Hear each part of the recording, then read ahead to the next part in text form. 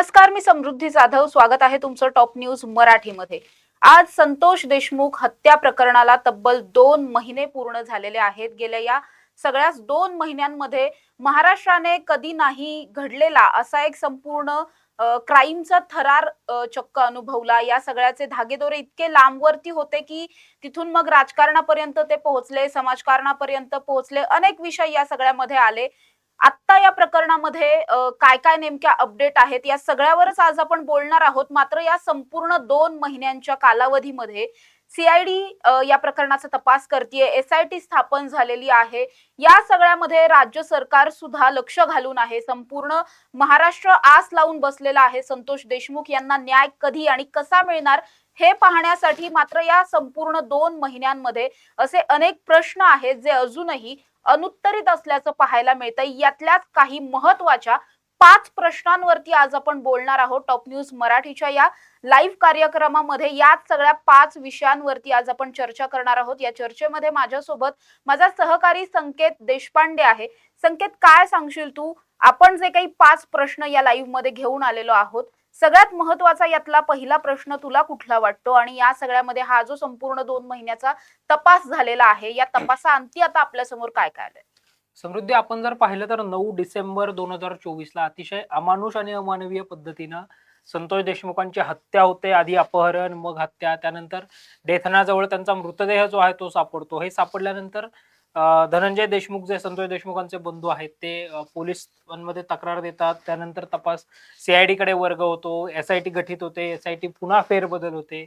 असं सगळं झाल्यानंतर या 2 महिन्यात अनेक महत्वाचे प्रश्न जे आहेत त्या प्रश्नांची उत्तरं खरं तर महाराष्ट्राला मिळणं गरजेचं आहे. मात्र सीआयडी, एसआयटी, तपास यंत्रणा, बीड पोलीस, केज पोलीस हे सगळेच अनेक प्रश्न जे आहेत ते अनुत्तरित ठेवताना पाहायला मिळत आहेत. मग ते जाणीवपूर्वक अनुत्तरित ठेवतायत की त्यांच्यावर अन्य कोणाचा दबाव आहे, असे सगळे प्रश्न पुन्हा नव्याने उपस्थित होत असताना आता आपण जे 5 प्रश्न म्हणतोय यातला जर सगळ्यात महत्वाचा प्रमुख प्रश्न जर आपण पाहिला तर बघ, 4 जानेवारीला सुदर्शन घुले आणि सुधीर सांगळे या दोघांना पुण्याच्या बालेवाडी मधून जी आहे ती अटक झाली. ती अटक झाल्यानंतर एक नाव महाराष्ट्रामध्ये समोर आलं, या सगळ्या हत्या प्रकरणाशी निगडीत समोर आलं. ते नाव होतं डॉक्टर संभाजी वायभसे आणि त्यांची वकील पत्नी. आज समृद्धी 2 महिने झाले 4 जानेवारी पासून संतोष देशमुखांच्या हत्येला. 4 जानेवारीला त्यांना अटक होऊन आज जर आपण पाहिलं तर 9 फेब्रुवारी आहे. म्हणजे यांना अटक होऊनही साधारणतः 1 महिना आणि काही दिवस झाल्याचं पाहायला मिळतं. मग या 1 महिन्यामध्ये पुढं संभाजी वायभसेंचं नेमकं काय झालं, त्यांच्या बाबतचा तपास कुठपर्यंत आला, किंवा त्या अनुषंगाने काही तपास झालाय का, त्यांच्या डॉक्टर पत्नीला, त्यांच्या वकील पत्नीला जे ताब्यात घेतलं होतं त्या अनुषंगाने काही तपास झालाय का, किंवा या डॉक्टर वायभसेंचंच आतापर्यंत काय झालं, हा एक या सगळ्यातला प्रमुख प्रश्न जो आहे तो या निमित्तानं उपस्थित होतो आणि ज्याचं उत्तर खरं तर महाराष्ट्राला मिळणं गरजेचं आहे. नक्कीच संकेत, तू वायभसेंबद्दल बोलला. हे तेच वायभसे होते ज्यांनी या सगळ्या आरोपींना पळून जाण्यासाठी आणि लपून राहण्यासाठीची आर्थिक मदत केल्याचा आरोप त्यांच्यावरती होता, त्यांच्या पत्नीवरती होता. हा तोच वायभसे आहे ज्याचा जो खरं तर पेशाने डॉक्टर आहे, मात्र गेल्या अनेक वर्षांपासून तो त्याची डॉक्टरकी सोडून, जी डॉक्टरकी करण्यासाठी लाखो मुलं आज कष्ट करतायत, म्हणजे अक्षरशः दिवस रात्र मेहनत करतायत. मुलांना मेडिकल कॉलेजला ऍडमिशन मिळत नाहीयेत. ऍडमिशन मिळाले तर 5-6 वर्षांच्या संघर्षानंतर ही मुलं कुठेतरी डॉक्टर होतात, स्वतःचं एखादं क्लिनिक चालू करतात. आणि असं सगळं असताना सुद्धा हा स्वतः जो पेशाने डॉक्टर आहे तो माणूस डॉक्टरकी सोडून दवाखाना बंद करून चक्क ऊसतोड मजूर जे काम करतात त्यांचा जो मुकादम असतो तसा मुकादम म्हणून हा काम करू लागलेला आहे. असा हा वायभसे आहे. त्याचं पुढे काय झालं याविषयीची कुठलीच माहिती संकेत आपल्याला अजूनही नाहीये. तू म्हटलास ते अगदी बरोबर आहे की त्याची पुढे काय झालं नेमकं हे अजूनपर्यंत खरं तर तपास यंत्रणांनी समोर येऊन काहीच सांगितलेलं नाहीये. संकेत, या सगळ्यामधला दुसरा महत्वाचा प्रश्न तुला कुठला वाटतो? समृद्धी, यामध्ये जर आपण पाहिलं तर काल किंवा अगदी 2 दिवसापासून एक चर्चा अशी होती की विष्णू चाटेचा मोबाईल डेटा जो आहे तो रिकव्हर झालेला आहे. या सगळ्यानंतर वाल्मिक कराडवर 102 म्हणजे हत्येच्या कटात सहभागी असण्याचा गुन्हा जो आहे तो दाखल केलेला आहे. मग जर डेटा रिकव्हर झालाय तर विष्णू चाटेचा मोबाईल नेमका कुठे आहे? नाशिकमध्ये कुठेतरी त्याने मोबाईल फेकून दिला असं तो सांगतो. मग आता कुठे ठेवला, फेकून दिला हे त्याला आठवत नाही असं तो सांगतो. त्या अनुषंगानं विष्णू चाटेच्या मोबाईलच्या अनुषंगानं सीआयडी आणि एसआयटीने काही तपास केलाय का? जर तपास केलाय तर ती माहिती का दिली जात नाही? आज 2 महिने समृद्धी झाले, मात्र तपास यंत्रणा कुठपर्यंत काम करते, या अनुषंगानं काय काम झालंय याबाबतची कुठलीही माहिती देत नाही. त्यातच आता जर डेटा रिकव्हर झालाय तर मोबाईल कुठे आहे, असा प्रमुख प्रश्न जो आहे तो उपस्थित होताना पाहायला मिळतोय. नक्कीच संकेत, या सगळ्यामध्ये आपण बघितलं की एसआयटी या सगळ्यामध्ये कार्यरत झालेली पाहायला मिळाली. एसआयटी समिती गठीत करण्यात आली. त्यातल्या काही अधिकाऱ्यांवरती ते वाल्मिक कराडच्या जवळचे आहेत किंवा मग आरोपींपैकी कुणाच्या जवळचे आहेत असे आरोप करण्यात आले आणि त्यानंतर अनेकांच्या बदल्या सुद्धा झाल्या. पुन्हा एक नवी समिती यामध्ये गठीत करण्यात आली. ही समिती गेले जवळपास दीड पावणे 2 महिने सगळा तपास करतेय. तुला काय वाटतंय संकेत, या सगळ्या समितीच्या हाती आतापर्यंतच्या या 2 महिन्यात काय आलंय? कारण हा पण खूप जास्त महत्वाचा प्रश्न आहे. 1 जानेवारी 2025 ला अगोदर राज्याचा गृह विभाग असं डिक्लेअर करतो की आता 10 जणांची एसआयटी कमिटी जी आहे ती याच्यामध्ये काम करेल. मात्र एसआयटी गठीत झाल्यानंतर दुसऱ्याच दिवशी म्हणजे 2 जानेवारीला भाजपाचेच आष्टी पाटोदा शिरूर कासारचे आमदार असणारे सुरेश धस एसआयटी कमिटीवर आक्षेप घेतात. 5 जानेवारीला जितेंद्र आव्हाड आणि अंजली दमानिया एक ट्विट करून मनोज कुमार विघ्ने आणि महेश वाघ हे जे 2 त्यात एसआयटी कमिटीतले पोलीस अधिकारी असतात त्यांच्यावर वाल्मिक कराडच्या जवळीकीचे संबंध असल्याचं बोलतात किंवा वाल्मिक कराडची त्यांची जवळीक आहे. धनंजय मुंडे ज्यावेळी निवडून आले त्यावेळी हे दोघं कार्यकर्त्याप्रमाणे त्या ठिकाणी वावरत होते असा आरोप करतात. आणि त्यानंतर 14 जानेवारीला जर आपण पाहिलं तर पुन्हा 7 जणांची एसआयटी कमिटी जी आहे ती गठीत होते. अनिल गुजर आणि बसवराज तेली हे दोघं या एसआयटी मध्ये कायम राहतात. मात्र जर आपण पाहिलं तर एसआयटी गठीत झाल्यानंतर केवळ एक बातमी 15 जानेवारीच्या आसपास आली की वाल्मिक कराडचा जबाब जो आहे तो एसआयटीने घेतलाय. सुदर्शन घुले आणि विष्णू चाटेचा देखील एसआयटी पथकाकडनं जो आहे तो जबाब घेतला जातोय. मात्र जबाब घेतला गेला, हाती नेमका काय आलं हे ना एसआयटी सांगताय ना सीआयडी सांगताना पाहायला मिळतंय. आणि संकेत, खरं तर हे माध्यमांना तर नाहीच सांगत आहेत. म्हणजे जी प्रसार माध्यम हा सगळा विषय गेल्या 2 महिन्यांपासून लावून धरताना पाहायला मिळतात. संतोष देशमुख यांना न्याय मिळण्यासाठी अगदी सगळीच प्रसार माध्यम एकत्र आलेली पाहायला मिळतात. म्हणजे अगदी सोशल मीडिया पासून डिजिटल प्लॅटफॉर्म्स असतील त्यापासून ते सॅटेलाइट चॅनल्स असतील, सगळेजण एक होऊन कुठेतरी या मुद्द्यावरती न्याय मिळण्यासाठी प्रयत्न करताना पाहायला मिळतात. मात्र जशी ही माहिती प्रसार माध्यमांना दिली जात नाहीये तशी चक्क पीडितांच्या कुटुंबियांना सुद्धा दिली जात नाहीये असा सुद्धा आरोप होतोय. वेळोवेळी संतोष देशमुख यांच्या कुटुंबियांनी अशी मागणी केली आहे की तपास कुठवर आलाय हे आम्हाला सांगा. मात्र असं काहीच सांगितलेलं अजून तरी नाहीये. मात्र संकेत, या सगळ्याच प्रकरणामध्ये जे नाव सगळ्यात जास्त चर्चेत होतं, ज्या नावाच्या अवतीभोवती सगळं प्रकरण फिरताना आपल्याला पाहायला मिळतंय, ते नाव आहे अर्थातच वाल्मिक कराडचं. हाच वाल्मिक कराड या प्रकरणामध्ये याला 302 मध्ये वर्ग करा असं वारंवार सांगण्यात येत होतं, मागणी केली जात होते, मोठमोठे आंदोलन मोर्चे सुद्धा निघाले. त्यानंतर सुद्धा 302 मध्ये त्याला वर्ग न करता केवळ कटाच्या गुन्ह्यामध्ये त्याचा सहभाग आहे का हे चेक करण्यासाठी मग त्याच्यावरती परत मकोका लावण्यात आला आणि पुढे जे काही झालं ते आपण पाहिलेलंच आहे संकेत. मात्र या सगळ्या मधला आणखी एक महत्वाचा प्रश्न असा आहे की वाल्मिक कराडचा गुन्ह्यामध्ये, खुनाच्या गुन्ह्यामध्ये खरंच संबंध आहे का आणि याविषयीची काही माहिती एसआयटी आणि सीआयडी ला मिळाली आहे का? समृद्धी, 31 जानेवारी 2024 ला ज्यावेळी वाल्मिक कराड पुण्यातल्या पाषाण रस्त्यावर असणाऱ्या सीआयडीच्या कार्यालयामध्ये हजर होतो, 5 तासाच्या चौकशीनंतर त्याला केज न्यायालयात हजर केलं जातं आणि केज न्यायालय त्याला 1 जानेवारीला मध्यरात्री 14 दिवसांची न्यायालय पोलीस कोठडी जी आहे ती पोलीस कोठडी सुनावतं. ही पोलीस कोठडी यासाठी सुनावली जाते की जे सरकारी वकील असतात, जे सीआयडीचे वकील असतात, ते असं म्हणतात की खंडणीचा आणि खुनाच्या गुन्ह्यातील आरोपी एक आहे असा आम्हाला संशय आहे आणि त्यामुळं वाल्मिकचा खंडणीच्या गुन्ह्यामध्ये हत्येच्या गुन्ह्यामध्ये काही संबंध आहे का या सगळ्या गुन्ह्यामध्ये ते तपासण्यासाठी वाल्मिकच्या सीआयडी चौकशीची आम्हाला गरज वाटते आणि त्यासाठी त्याला सीआयडी कोठडी जी आहे ती दिली जावी, अर्थात पोलीस कोठडी दिली जावी. ही पोलीस कोठडी त्याला होते 14 दिवसांची. ती कोठडी 14 जानेवारीला संपते देखील. त्यानंतर पुन्हा त्याची कोठडी एक्सटेंडेड होते. 14 जानेवारीलाच त्याच्यावर मकोका अंतर्गत कारवाई जी आहे ती केली जाते. आता तर आपण पाहिलं तर सुनावणी विनाच त्याची कोठडी जी आहे ती मकोकात असल्यामुळे वाढताना आपल्याला पाहायला मिळते. मात्र जे सुरुवातीला सीआयडी कडनं सांगण्यात आलं होतं की वाल्मिकचा हत्येमध्ये काही संबंध आहे का हे तपासण्यासाठी सीआयडी कोठडीची गरज आहे, हीच एसआयटी पुढे ज्यावेळी वाल्मिकच्या कोठडीचा प्रश्न येतो त्यावेळी म्हणते आमचा तपास पूर्ण झालाय त्यामुळे आम्हाला आता वाल्मिकच्या सीआयडी चौकशीची गरज वाटत नाही, आवश्यकता वाटत नाही. मग वाल्मिकला न्यायालयीन कोठडी दिली जाते. मग जर सुरुवातीलाच जसं तुम्ही 1 जानेवारी 2025ला म्हटलं होतं कोठडी मिळवण्यासाठी की वाल्मिकचा हत्येशी काही संबंध आहे का हे आम्हाला तपासायचं आहे. आज समृद्धी 9 फेब्रुवारी, 1 महिना उलटून गेला या सगळ्यानंतर. जर आपण पाहिलं तर मग अजून तरी सीआयडीला हे कळालंय का की वाल्मिकचा हत्येमध्ये काही संबंध आहे किंवा मग एसआयटीला काही समजलंय का? जर समजलंय तर ते समोर काही येत नाहीये किंवा मग खरंच आहे का हे निदान न्यायालयाला तरी सांगितलंय का? हा एक प्रश्न इथं उपस्थित होताना पाहायला मिळतोय. नक्कीच संकेत, हे सगळे प्रश्न महत्वाचे आहेत. त्याच पद्धतीने हे जे काही 2 महिने झाले, या 2 महिन्यात जवळपास पावणे 2 महिने आपण असं म्हणू शकतो की सगळ्याच तपास यंत्रणांनी अगदी ऍक्टिव्हली या सगळ्यामध्ये तपास केला. मात्र या तपासातून हा तपास नेमका कसा झाला, जसा आपल्याला या तपासातून काय समोर आलं हे माहित नाहीये, त्याच पद्धतीने हा तपास नेमका कसा झाला, कसा चालू आहे, याविषयीची संकेत आपल्याला काहीच माहित नाहीये. या सगळ्यावर तुला काय वाटतं?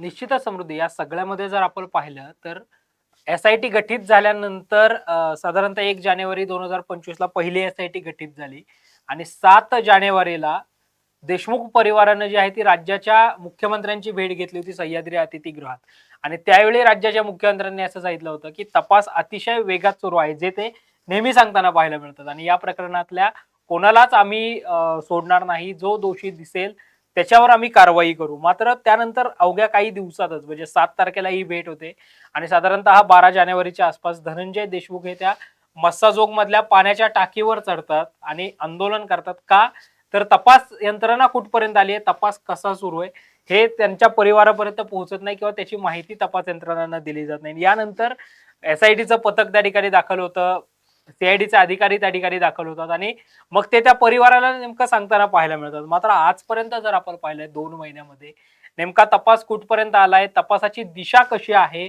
आणि या प्रकरणामध्ये नेमके काय धागेदोरे हातात आलेत. म्हणजे आपण पाहिलं साधं एखाद्या आरोपीला पकडलं जरी तो साध्या नॉर्मल चोरीतला आरोपी असेल किंवा कुठल्या एखाद्या असं आपण पेपर फुटीसारखे वगैरे अनेक प्रकरणं जी आहेत ती आपण पुण्यामध्ये सुद्धा कव्हर केली. हे आरोपी पकडल्यानंतर तात्काळ संबंधित विभागाचे पोलीस अधीक्षक किंवा पोलीस आयुक्त जे आहेत ते पत्रकार परिषद घेतात. जर हे दोघं नसतील तर मग उपनिरीक्षक किंवा निरीक्षक, उपनिरीक्षक किंवा उपायुक्त जे आहेत ते पत्रकार परिषद घेऊन याबाबतची माहिती देताना पाहायला मिळतात. या प्रकरणामध्ये आज 2 महिने होऊ नये ना एसआयटी माहिती देत आहे ना सीआयडी माहिती देत आहे.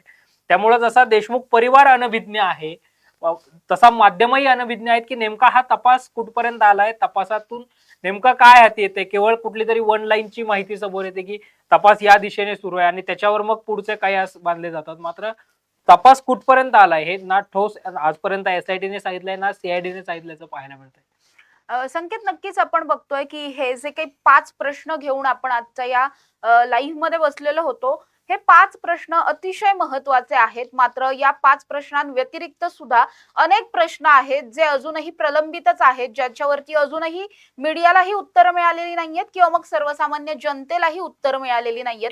या सगळ्यातले आणखी महत्वाचे प्रश्न तुला कुठले वाटतात संकेत? आणि सगळ्यात महत्वाचा प्रश्न माझ्या दृष्टीने मला असं वाटतोय की जे सीसीटीव्ही फुटेज सगळ्यांना मिळालेलं होतं, प्रसार माध्यमांवरती जे व्हायरल झालं, त्या सीसीटीव्ही फुटेज मध्ये सगळे आरोपी एकत्र होते आणि त्या सीसीटीव्ही फुटेज मिळाल्याच्या दुसऱ्याच दिवशी चक्क वाल्मिक कराडची कोठडीच मागण्यात आली नाही. त्याला थेट न्यायालयीन कोठडी जी आहे ती सुनावली गेली. सीआयडीने त्याच्या कोठडीची मागणी सुद्धा केली नाही. त्यामुळे त्या व्हिडिओचं नेमकं पुढे काय झालं, हाही एक महत्त्वाचा प्रश्न आहे.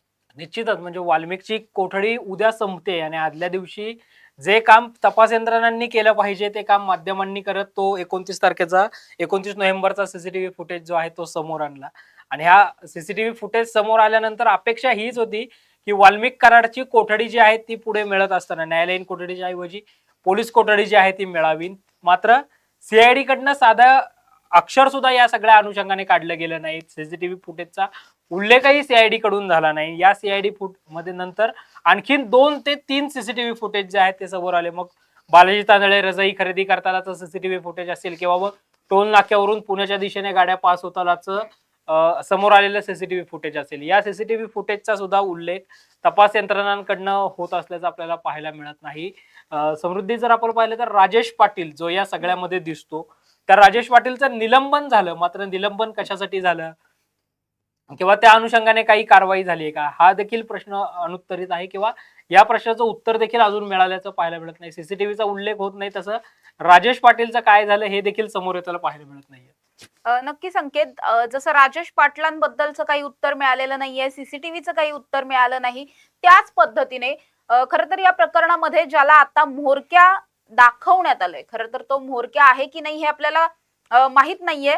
प्रथमदर्शी पाहता म्होरक्या दुसराच कोणीतरी असल्याचा संशय पहिल्यापासूनच व्यक्त केला जातोय. मात्र तरी सुद्धा सुदर्शन घुले हा जो या प्रकरणातला एक मुख्य आरोपी आहे, प्रमुख आरोपींपैकी एक आहे, जो हत्या होताना त्या ठिकाणी उपस्थित होता, या सुदर्शन घुलेला संपूर्ण ही जी गँग आहे, ज्या गँगनी संतोष देशमुख यांची हत्या केली, त्या गँगचा प्रमुख म्हणून दाखवण्यात आलं होतं आणि वाल्मिक कराड हा केवळ या टोळीचा सदस्य आहे असं दाखवण्यात आलं होतं. तोच सुदर्शन घुले आणि सुधीर सांगळे हे पुण्यातल्या बालेवाडी परिसरामध्ये असलेल्या एका फ्लॅट मधून त्यांना अरेस्ट करण्यात आली होती. त्यांना इथून घेऊन मग ते बीडला पुढे पोलीस गेले होते.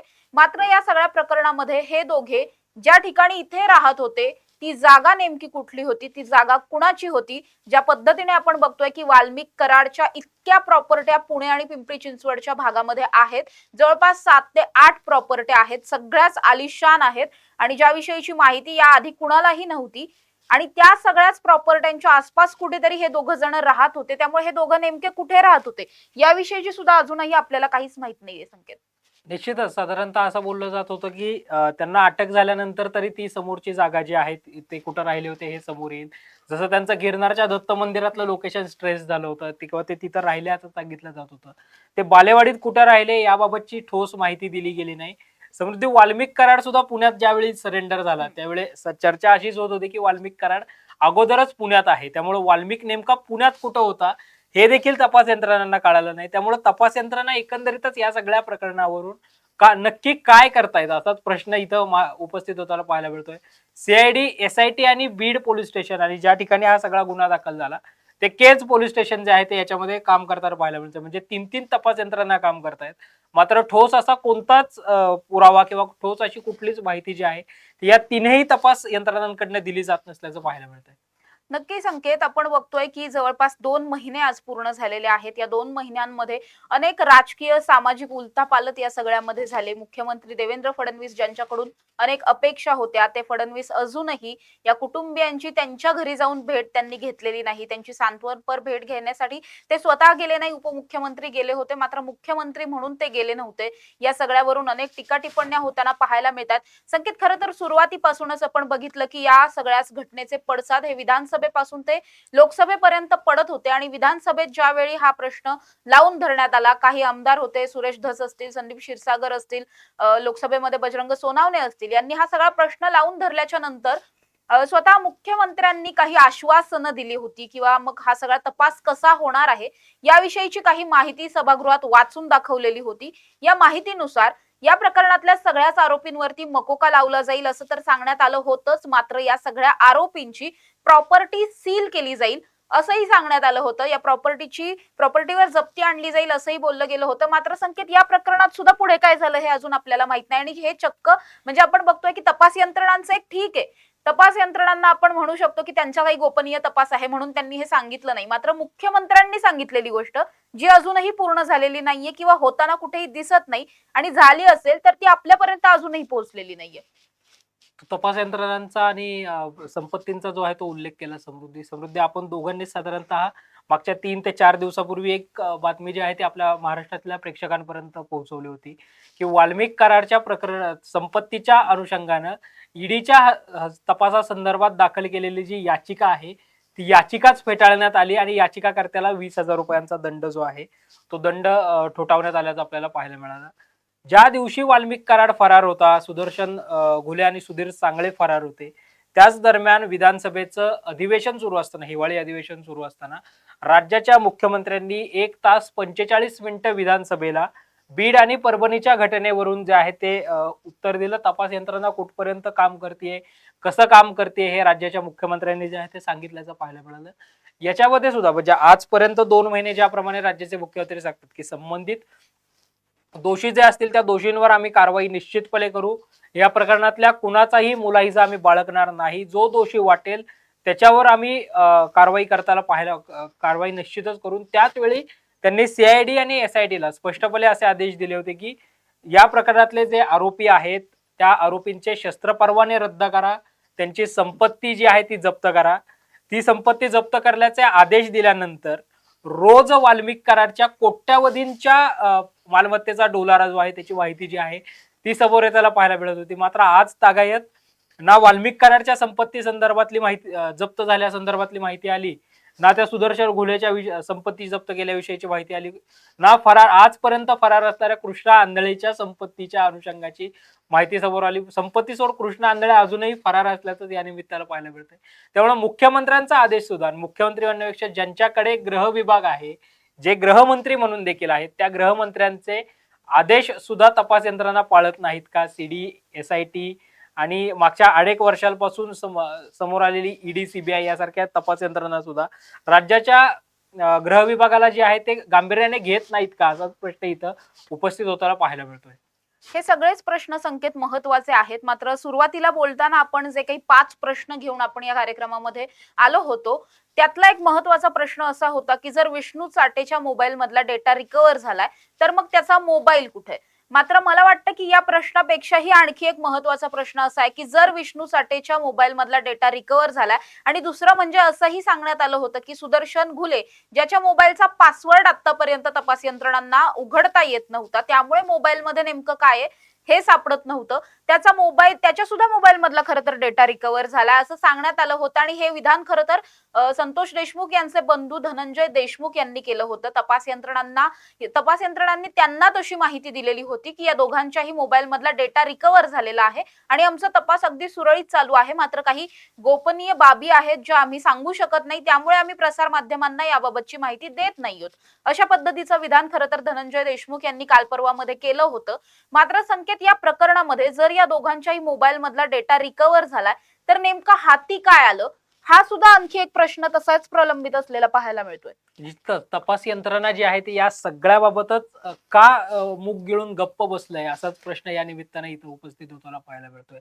एवढे दिवस जर आपण पाहिलं तर मोबाईल मिळत नव्हता किंवा त्या अनुषंगाने तपास सुरू आहे इथपर्यंत तपास यंत्रणा सांगत होती, आणि अर्थात तपास यंत्रणेचं काम सुरू आहे म्हणून आपण देखील माध्यम म्हणून हे सगळं प्रेक्षकांपर्यंत जे आहे ते पोहोचवण्याचा प्रयत्न करत होतो. मात्र आता जर आपण पाहिलं तर डेटा रिकव्हर झालाय. आता डेटा रिकव्हर झालाय तर त्यातल्या काही गोपनीय बाबी ज्या आहेत त्या वगळून नेमकं काय तपासातून हाती लागलं? सुदर्शन घुलेच्या ती जी 333 नावाची स्कॉर्पिओ आहे त्या स्कॉर्पिओ मध्ये जे 2 मोबाईल सापडले, त्यातून संतोष देशमुखांच्या मारहाणीचे CCTV फुटेज, काही व्हिडिओ जे आहेत ते समोर आले, किंवा त्या मोबाईल वरूनच एका बड्या नेत्याला जे आहे तो फोन गेला अशी साधारणतः माहिती समोर येत होती. ही सगळी माहिती फॉरेन्सिक लॅबकडे पाठवण्यात आली. मग फॉरेन्सिक लॅबचा अहवाल काय आला याबाबतही जी आहे ती माहिती कुठलीच मिळताना पाहायला मिळत नाही. जर विष्णू चाटेचा मोबाईल रिकव्हर झालेला आहे किंवा त्याचा डेटा जो आहे तो रिकव्हर झालेला आहे, तर त्यातून नेमकं काय हाती लागलंय हे देखील तपास यंत्रणांकडून जे आहे ते अजूनही आज 3 दिवस झाले तरी समोर आल्याचं पाहायला मिळत नाहीये.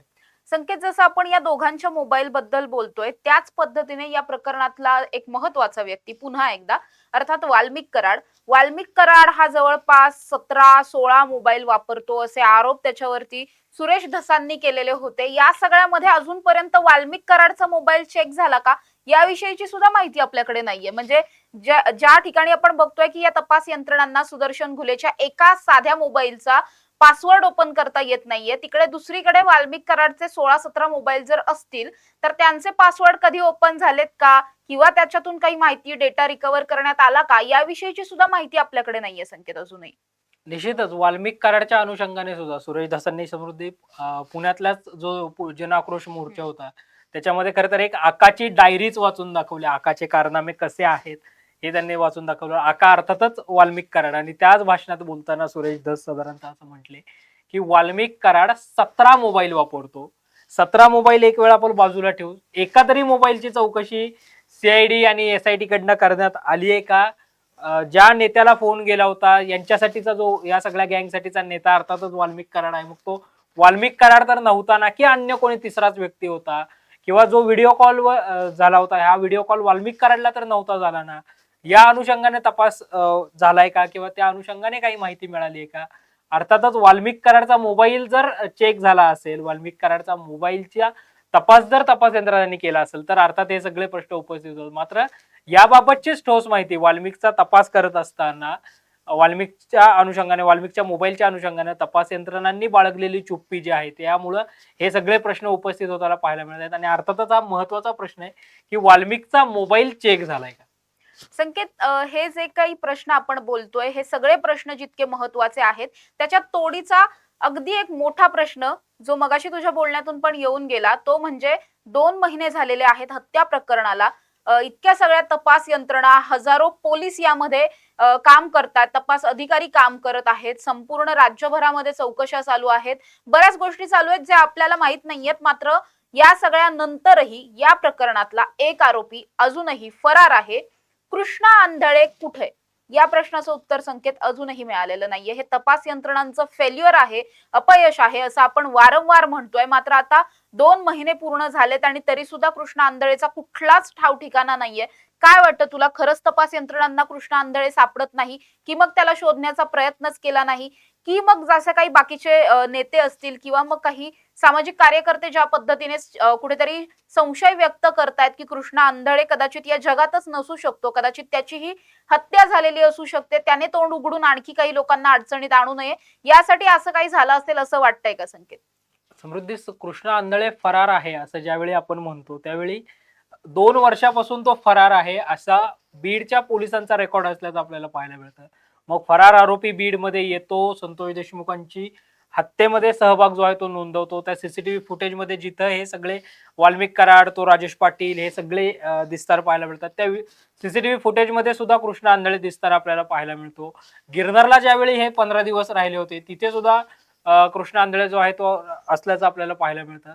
हा फरार आरोपी शहरात येतो, एका सेवाभावी सरपंचाची हत्या करतो आणि फरार होतो. मग तो शहरात आल्याची माहिती पोलीस यंत्रणांना मिळाली नव्हती का, मिळाली असेल तर मग त्याच्याकडे कानाडोळा का केला गेला, हे सगळे प्रश्न उपस्थित होत आहेत. आणि आता तर एक नवीन माहिती किंवा सुरेश दसांनी व्यक्त केलेला संशय असा आहे की कृष्णा आंधळे जो आहे तो भारतामधल्याच एका राज्यामध्ये लपून बसलेला आहे आणि तो लवकरच जो आहे तो देखील स्वतःहून सरेंडर होऊ शकतो किंवा पोलीस यंत्रणा त्याला अटक करताना पाहायला मिळतील. मात्र कृष्णा आंधळे कुठं आहे या अनुषंगानं तपास झालाय का, तो वेषांतर करून स्त्री वेशामध्ये जो आहे तो देखील फिरतोय, अशी काही माहिती, अशा चर्चा सध्या समाज माध्यमांवर होताना पाहायला मिळत आहेत. या अनुषंगाने तपास झालाय का किंवा कृष्णा आंधळेचा अनुषंगाने तपास यंत्रणा काय करतायत, हा देखील पुन्हा एक नव्याने प्रश्न उपस्थित होताना पाहायला मिळतोय. नक्कीच संकेत, आपण या संपूर्ण जे काही प्रश्न आज आपण उपस्थित केले, जवळपास 10 प्रश्न आहेत जे अतिशय महत्वाचे आहेत, ज्याविषयी कुणीही बोलताना पाहायला मिळत नाहीये, ज्या तपास यंत्रणांनी बोलावं अशी अपेक्षा आहे सगळ्यांचीच आहे, माध्यमांपासून ते सर्वसामान्य जनतेपर्यंत, ते पीडित कुटुंबियांपर्यंत. ती प्रसार माध्यम, त्या तपास यंत्रणा सुद्धा काही बोलताना पाहायला मिळत नाहीयेत. प्रसार माध्यम इतकं सगळा हा विषय लावून धरताना पाहायला मिळतात. मात्र या सगळ्यातून साध्य काय होतंय तर काहीच नाही. तपास कुठे चाललाय, कसा चालू आहे, या विषयीची काहीही माहिती नाहीये. तब्बल 2 महिने झालं महाराष्ट्र अक्षरशः आपण धगधगताय असंही म्हणू शकतो, धगधगता महाराष्ट्र ठेवलेला आहे अशाच पद्धतीने. गृह विभाग काय करतय, तपास यंत्रणा काय करतायत, असे अनेक प्रश्न या सगळ्यामध्ये उपस्थित झालेले आहेत. फरार आरोपी कृष्णा आंधळे कुठे आहे, कधी सापडणार, तोही जर सरेंडर होणार असेल तर मग तपास यंत्रणांनी इतके दिवस काय केलं? तुम्हाला जर इतका लहानसा आरोपी सुद्धा जर शोधणं होत नसेल, म्हणजे अगदी मोठ्यातला मोठा वाल्मिक कराडही तुम्हाला शोधणं झालं नाही आणि अगदी लहानातला लहान कृष्णा आंधळे सुद्धा तुम्हाला शोधता येत नसेल, तर मग तपास यंत्रणांवरती का संशय व्यक्त केला जाऊ नये, हा सुद्धा तितकाच महत्वाचा प्रश्न आहे. असे अनेक प्रश्न या प्रकरणामध्ये अनुत्तरित असलेले पाहायला मिळतात. अर्थातच या सगळ्या प्रश्नांची उत्तरं शोधण्याचे प्रयत्न आपण येत्या काळात सुद्धा करत राहणार आहोत. तुर्तास या लाईव्ह मध्ये इथेच थांबूया. तुम्ही पाहत रहा टॉप न्यूज मराठी, आपला महाराष्ट्र, आपली बातमी.